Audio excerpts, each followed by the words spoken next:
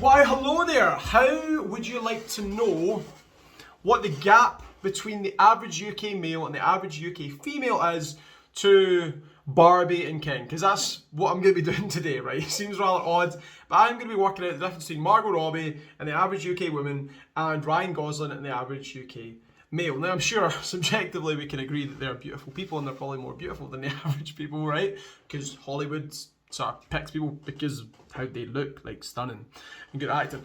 But I'm going to be getting into the numbers, right? I want to look at like height, weight, lean mass, and actually figure out like how long would it take the average man or woman to get in the same shape as these people who are kind of the pinnacle of sexy, right? Just for shits and giggles. Now, I don't want this to be politicized. I don't want this to be like a push of pressure. Like, you should look like these people. These should be held up in high regard as a religion of our culture, and we should all just be, think the beauty is skin deep, because it ain't, right? People got some sexy souls. In fact, you, for listening to this, have got a sexy soul. So I'm going to flip over to the whiteboard right now and get a little bit geeky and get into the numbers. So come join me. Okay, now we're about to get serious because we're going to do a deep dive into, exactly what it looks like to get into awesome shape, right? Now, I think for context, awesome shape is like very subjective, right? Everyone's going to have a different opinion on what good shape is. And it's going to be really impacted by societal and cultural norms of the time, right? At the moment, we seem to have this thing for ghetto booties on women, like tiny little waists and the massive booties. We can blame the Kardashians for that.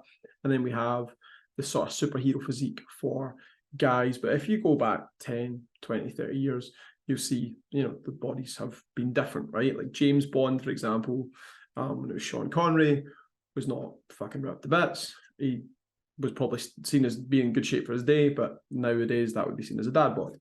I'm not so sure if it's the same for women, because I think that there's been some more societal pressure on women to hold better body standards, quotation marks, all right? So I don't want to make this political, but let's dive in and get to it. What I wanted to do is a bit topical, right? We went for Margot Robbie and Ryan Gosling. The reason I picked these two, they're playing Barbie and Ken, so they have to have good bodies. They have to look pretty, right? Barbie and Ken are known for being aesthetically pleasing, right? So let's get into it. So I went and collected the stats. Now, whether these stats are accurate or not, that's for another debate, right? Because you just Google it and you have we look and somebody's reported on their weight, whether or not that is their exact weight. I think it's fair that it's probably somewhat accurate, right? It's not going to be miles out. And from looking at their bodies, it seems reasonable that this is their weights, and I'll go into how I worked out their body fat. So we've got Margot Robbie, who is 5'6". She weighs 125 pounds, 8 stone 13 pounds, which is literally my lower half, right? It's my butt and my legs. Like she doesn't wear much at all. Her body fat, I've estimated at 20%. How I've done that, I've used the visual chart over here, whereby they have men and women at various body fats who have, I think, been body fat tested, or someone who is pretty good at estimating has decided what their body fat is. Okay, body fat is always an estimate. The only way to actually work it out would be to, for you to die and then to weigh your body fat, which is a bit gruesome, and I don't think that these two would sign up for that. I think they want to live a long and fabulous Hollywood life. So got more real quick there. So with that body fat being 20%, okay, so 20% of her body is fat, right? Because everyone has fat. Like, even when you see that guy or that woman who's absolutely shredded, I was like, oh my God, they've got no body fat. You need to have body fat, right? It's like a requirement to survive, right? So I've got here that she's at 20% body fat, which means her lean mass, which is her bones or muscle or organs, all the stuff that ain't fat, is 100 pounds, all right? Moving on to Ryan Gosling, 6 foot, okay? So he's the ultimate height, right? He's the Giga Chad height that every man wants to be, the 6 foot or over 6 foot, because that's just the figure that's given to young girls of what a man should be: tall, dark, handsome, and at least 6 foot. And so he falls into that category, and he is 175 pounds or 12 stone 2. Body fat I've estimated here at about 11%, because I think he's pretty lean.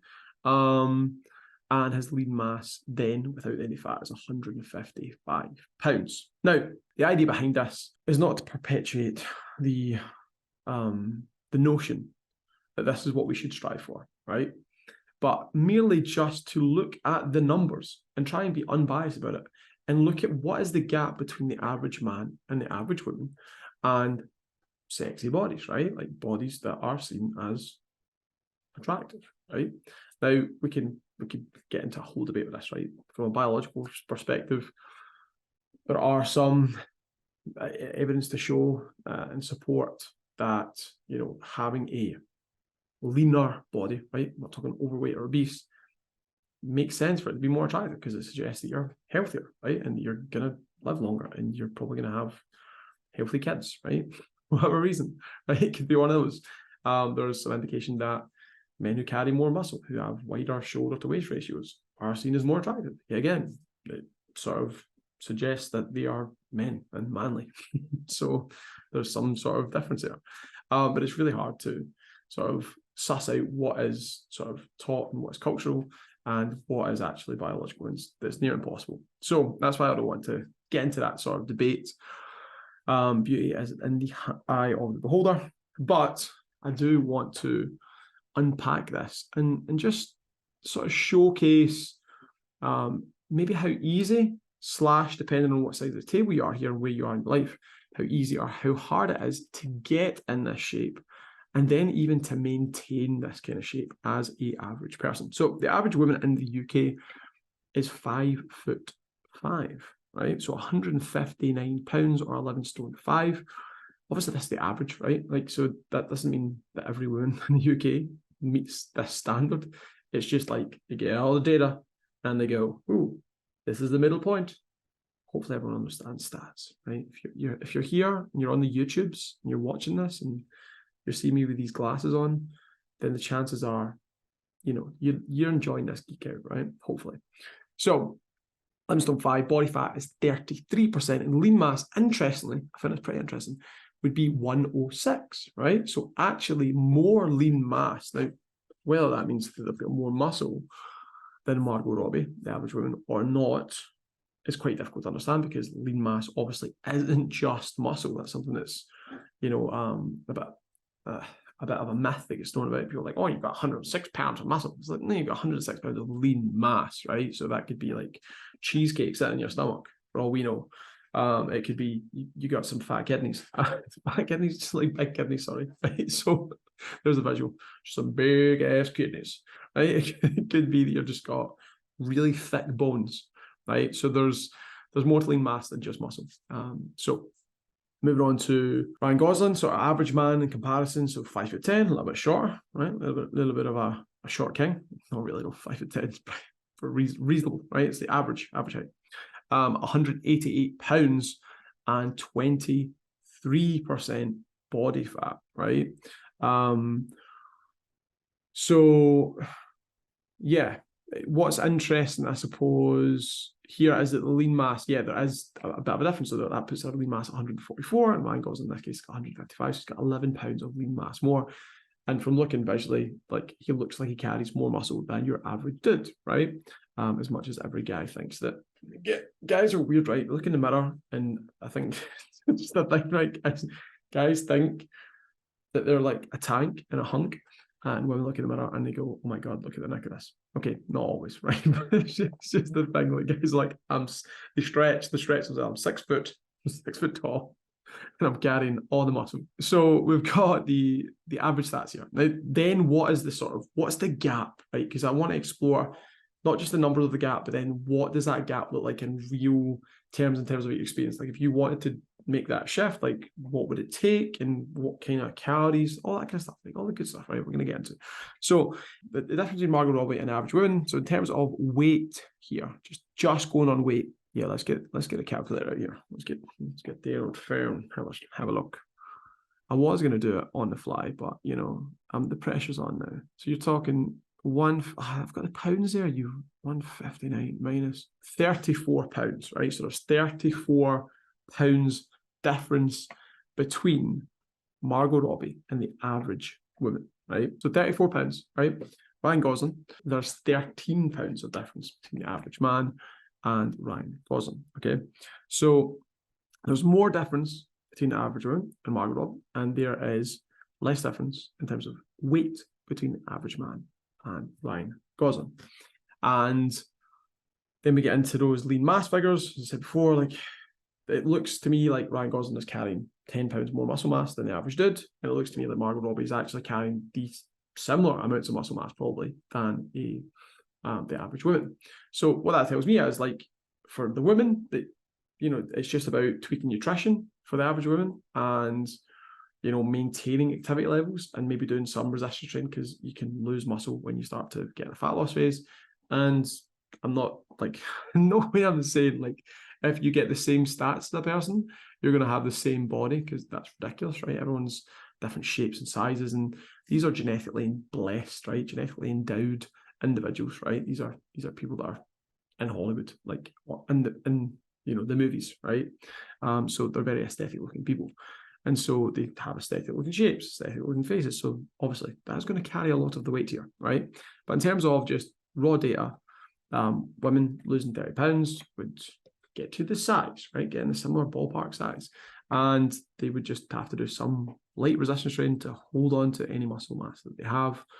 Obviously, there's an argument to be made here that, you know, if you want to get similar shape, then you might have to put muscle on different areas to accentuate your shape. And the same for Ryan Gosling. So for him, you're going to have to put on 10 pounds of muscle as a dude at the same time as losing 13 pounds of fat, if you're the average. So losing 13 pounds of fat and putting 10 pounds of muscle on. In terms of timeline for doing that, so 34 pounds, right? So if you are 11 stone 5, and let's not be like crazy about it, right? This is where we go and get the.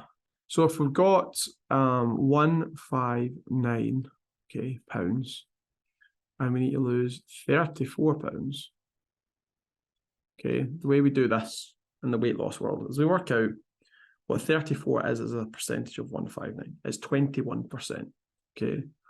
So it's 21% of total body weight that needs to go, right, for this person to get to Margot Robbie's sort of size, okay? And there's obviously going to be some lean mass loss, because that's just what happens when you lose weight. So 21%, I mean, that's mental. That's yeah, that's 34 pounds, right? 21%. How long is that going to take?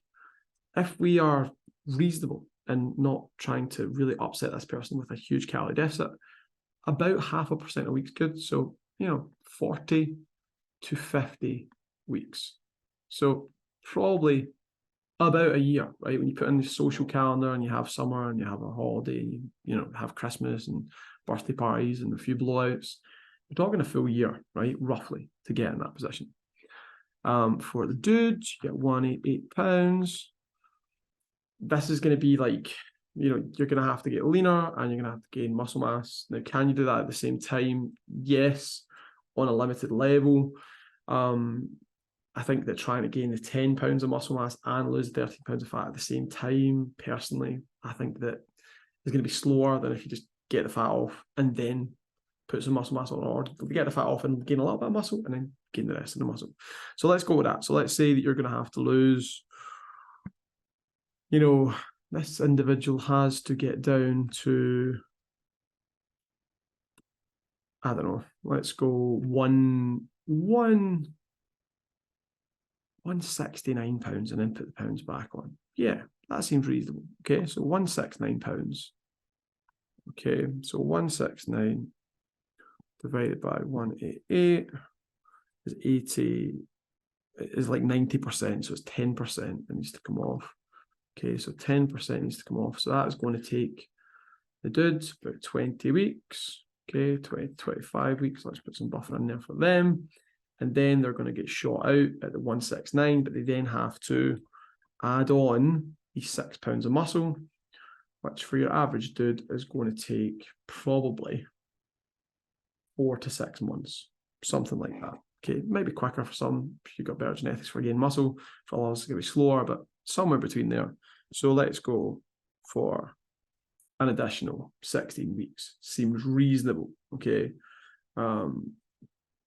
Yeah, maybe longer. Let's go 20.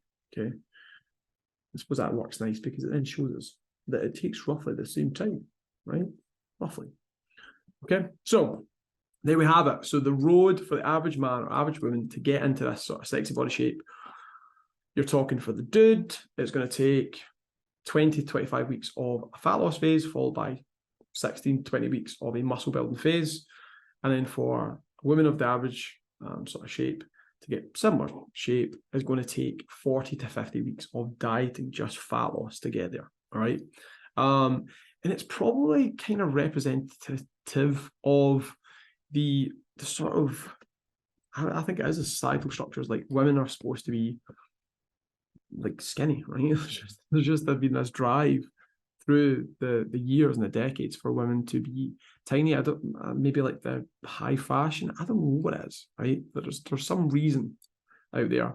And if you look at the literature, it's not very supported by men. It's more supported by women, right? That, you know, most of the sort of sexiest bodies voted by men. It's never the super lean sort of bodies. Like it's not like that's really a huge part of it. Whereas when you look at those bodies as voted for women, they do tend to go for sort of leaner, skinnier quotation marks. I know that can be an offensive word now. And with guys, you tend to notice a different slant. I think it's because the media that men consume, the media that women consume. Men, it tends to be more muscular physiques, right? Physiques are actually excessively muscular that women don't really feel that the dudes need, but that's kind of where it goes. And I think it's because it's competition between the male and female peer groups, right? And this happens in everything, right? So it doesn't matter if it's kicking a football about, playing tennis, at the workplace. There are people who are going to be ultra competitive or competitive at some level and want to have the pinnacle in that space, right? And that space kind of decides, through interactions and whatever else, what that pinnacle is. And somebody's put on the pedestal, and then everyone sort of clusters around that or tries to cluster around that. Not everyone, but people that want to have the so-called standards, exactly what we're doing today, cluster around that and want to achieve something similar, or people that are super competitive may want to try and beat it, right? And so that's why the ideals are always sort of in flux and always shifting. So hopefully this deep dive into building a lean and sexy body has been interesting for you. If you've got any questions, file them in the comment as well. If this deep dive was at all interesting and enlightening and fun, maybe it was slightly fun, right? Trying to work out what these sort of standards are, what the gap is, and how long it takes to get there. All right. Now, obviously, it's just for fun. It's just for shits and giggles. Don't go away going on to some like ridiculous, crazy exercise nutrition schedule to try and reach these invisible forces, right? Don't do that, right? But understand that body transformation takes time, right? If you want to get in better shape, if you want to meet the invisible, societal, abstract pinnacle of beauty, right? It's going to take you time to do so. And you're going to have some sort of strategy to get there. And hopefully I can help you with the strategy with this content. And that's exactly what I want to do. If you like this, smash the like, hit the subscribe button, the notification bell, fling that in there as well. And if you've got any questions or anything at all, right? As long as it's about this video, stick in the comments. Anyway, peace out. So hopefully you enjoyed my deep dive section there. When I was filming, I actually forgot to put in the part about how to maintain that look, right? Because it's all, it's all good saying like, how are you going to get there, right? How are you going to get to this sort of similar body shape and size as Margot Robbie or Ryan Gosling? But what does it look like to actually maintain those physiques? Like if you want to stay in that shape year round, the reality is Margot Robbie is probably on somewhere between 1,600 and 1,700 calories based on putting her weight through the sort of calorie expenditure calculator, her age, and also her being moderately active, okay? The difference with Ryan Gosling, putting the same sort of information, moderately active male, so he can be doing some resistance training to keep that muscle mass, So probably 2 or 3 resistance training sessions per week. And on top of that, the calories is going to be somewhere between 2,300 and 2,700, right? So let's go 2,500. So the dude is 2,500, and for a woman, it's going to be about 1,700. Now, the average amount of calories that men and women consume, I think, like this is based on sort of anecdotal evidence of training a lot of people, right? Most people that come and get coaching from me are usually consuming for the women somewhere between 2 to 2.5, and the men are consuming somewhere between 2.5, probably 3 to 3.5. Okay, so it is a bit of an adjustment for those average groups to get down to those weights firstly, and then to expect them to maintain those calories, right? Like 1,700 calories for women, like it's just not a lot of calories, and 2,300 calories or 2,500 calories for a guy. Yeah, like you're not going to be able to just like chow down and eat whatever you want and maintain these physiques. There's some level of sacrifice that you have to have, all right? So hopefully this has been fun, like doing this deep dive and seeing like what I wanted to do from this really, and I just attached the topical film of Barbie, but I just wanted to show people like how long does it actually realistically take to get in good shape, right, and have like a sexy body. Like what does it take? Well, it takes about a year.